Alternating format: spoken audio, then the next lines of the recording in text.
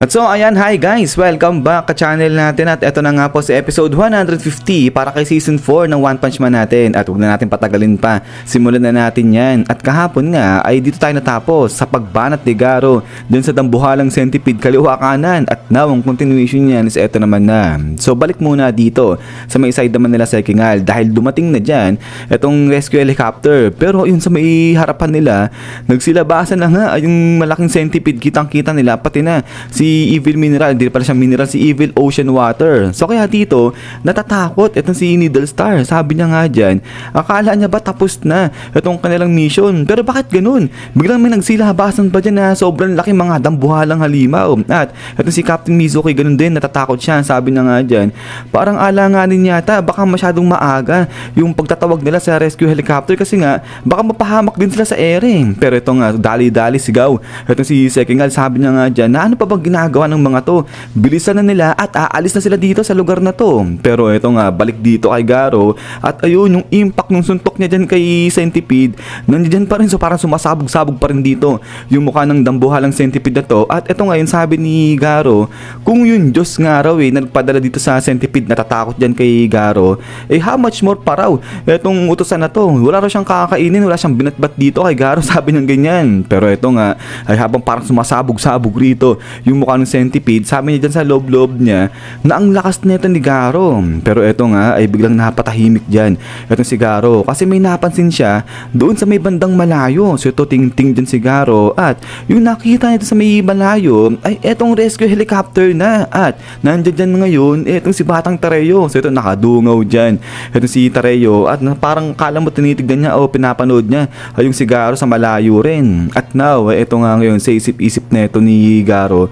nagawa ni Tareyo na makatakas. Pero ito habang nag-iisip si Garo ay naka-regenerate kagad dito itong si Centipede. So yun, so parang nagbalat kagad dito yung kanyang mukha at naging okay na siya. At so ito ngayon biglang sabi ni Garo na ang bilis daw ng regeneration ng dambuhala na yan, naka-recover siya kagad. Pero dapat kunin niya muna nga raw yung atensyon ng halimo na to sa para makatakas.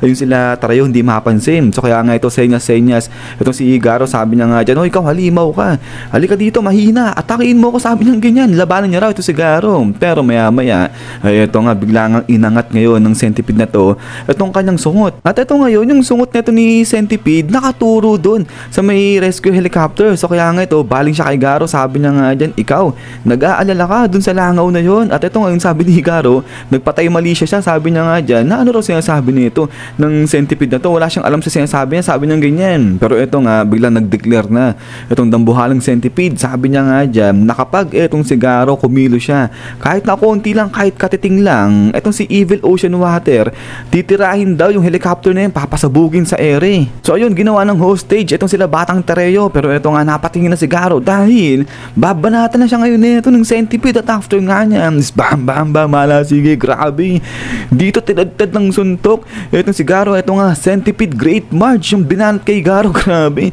talagang binawian niya ang si Garo. At then after nga niya, boom, dito sa kabilang banda, umatake rin eto si Evil Ocean Water. Eto, kinanon niya ng tubig ayun si Garo dyan. At eto nga ngayon, bam, grabe sobrang lakas dito nung tubig ni Evil Ocean Water. At eto nga, umabot yan dito kalaking. So ito takbo dyan etong si King. At eto nga ngayon, grabe sabog-sabog dito eto si Garo. At lipad ngayon dito si Garo, grabe duguan dyan eto si Garo, napapasuko siya dito ng dugo. So wala siyang nagawa laban dito sa dalawang dambuhalang halimaw na to. So kaya nga ito, tatawa na etong si Centipede, sabi niya nga dyan, ano ka ngayon? Nasaan na yung yabang mo? Sabi niya ganyan kay Garo. Ba't dun maya pa is dito nga nagulat si Centipede dahil biglang may bumulusok dito, biglang may nagdash. At eto nga, grabe sobrang bilis na ito nung nagdadash. At eto nga, papuntayan dito kay Evil Ocean Water. At labas na ngayon dito etong si kalbo natin, grabe yung takbo niya, ganyan lang pero ito nga, parang susugurin niya na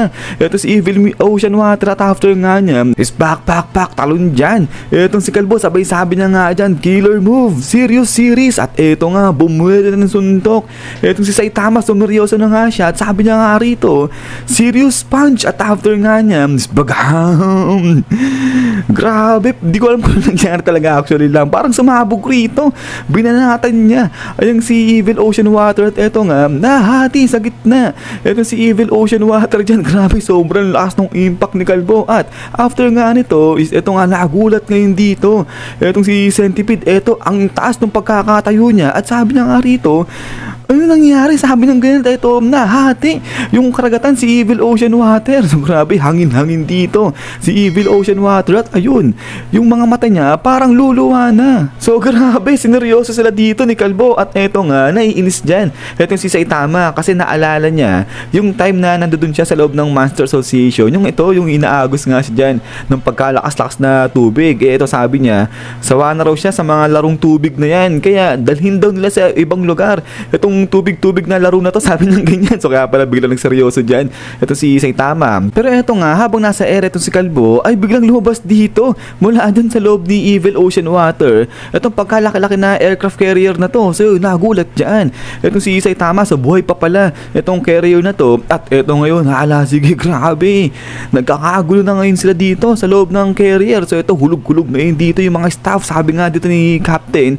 na humahawak silang maigi nga rito. At eto ngayon, yung nagko-control ng timon, sabi niya, yung pinaka main screw nila at saka itong steering wheel ay wala na, useless na, hindi na raw makakontrol. So kaya ito talaga nag-alala na dyan itong si Captain. Pero yun, maya-maya may itinuturo itong staff dun sa may labas. Sabi nga nila, teka lang, meron dun isa natitira pa sa may deck, sabi nilang ganyan. So kaya nga ito, mas nagkagulo sila. Sabi nga nila, hindi pwede, imposible yan, sabi nilang ganyan. At eto ngayon, labas dyan itong si Saitama. So siya pala yung nakatayo dyan. At eto nga, relax na relax lang dyan nakatayo si Kalbo habang pinanonood niya itong pagkalakas-lakas na tubig na to. So ito ngayon, sabi ni Saitama sa loob-loob niya, kung meron lang sana siyang tatayuan dito na yung maayos-ayos ba, ay kaya niyang i-lift at bitbitin itong pagkalaki-laking carrier na to. Pero yun nga, wala. At din maya-maya pa dito napasway na itong si Saitama. At ito nga ngayon, so parang poop lang dito ito si Saitama. Kala mo naglalaro siya dito. At ito ngayon, nag-i-splash na kay Kalbo itong tubig. Sabi niya nga dyan, teka, ito ba yung sinasabi nilang surfboard? Oo, sabi niya ganyan. Yun daw yung gagawin niya. Gagawin niyang surfing board itong carrier. At then after nga niyan, ito nga, nagsimula na si Saitama na kontrolin itong pagkalaki-laking surfboard niya. At ito ngayon, boom, hala, sige, dito ay inaanod pa rin dyan o din natin ng agos itong pagkalaki-laking carrier. At ito ngayon, luluwa na talaga, tumalsik na dyan itong mata ni Evil Ocean Water. At yun sa kabilang banda ay ayun, sila Saitama nagsisurfing lang dito. So grabe, ang tindi talaga nito ni Kalbo. Ginawa niyang pang surfing area o site ba itong si Evil Ocean Water. At then pagkatapos nga niya, isyan, so hanggang dito lang muna itong si episode 150 natin. At so ayan, grabe, napaseryoso bigla rito si Kalbo natin. Tinapos na kaagad, pinatay niya itong si Evil Ocean Water. Killer move ba naman yung gamitin niya dyan. Pero yun nga guys, ay ulit ay maraming salamat sa walang sampay dito kay One Punch Man natin at sa pagsuporta sa channel natin. So hintay lang para sa next episode nito at God bless inyo lahat. Kita-kits tayo ulit.